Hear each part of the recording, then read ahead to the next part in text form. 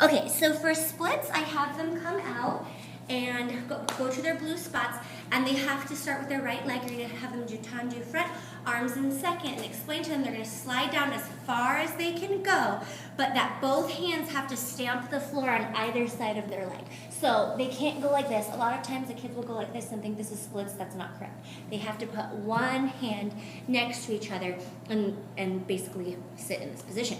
So let's say that this is as far as they can go. Just encourage them to point their toes and have them touch their nose to their leg or as far down as they can go. And they're going to hold it, and we have to sing a song. I usually do ABCs or Twinkle Little Star. And for how long we're singing that song is how long they have to hold their splits. So just keep encouraging them to hold their splits. You can even make a contest out of it for an extra sticker if you want. Then after that, explain to them, okay, we're going to sit in this position. And I call it fairy legs when it's a class of all girls, but since some of our classes have boys, you might want to not say that, or you can call it Spider-Man legs, or just say we sit like this with one leg bent and one leg behind. And then I explain to them, we're going to get up properly. So when dancers are on stage, does this look very nice to just come up like this? No. So they'll say no.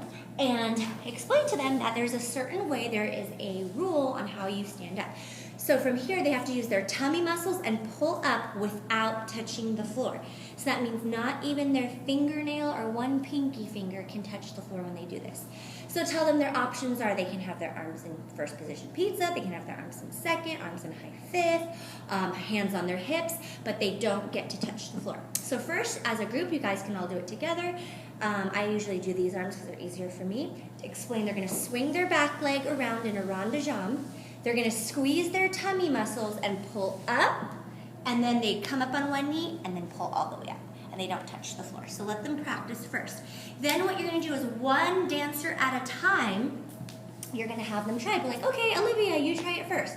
So let's say this is Olivia, and she's like this.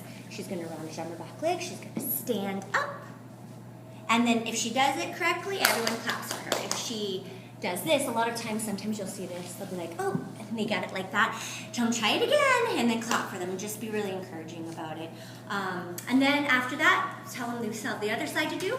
Tandu the leg that they didn't do, which is their left side, then they'll slide down into splits, then repeat the same thing after they sing a song, then have them repeat their fairy legs on the other side one at a time and clap for them, or you can do it as a group if you're running low on time. So that's splits and fairy legs.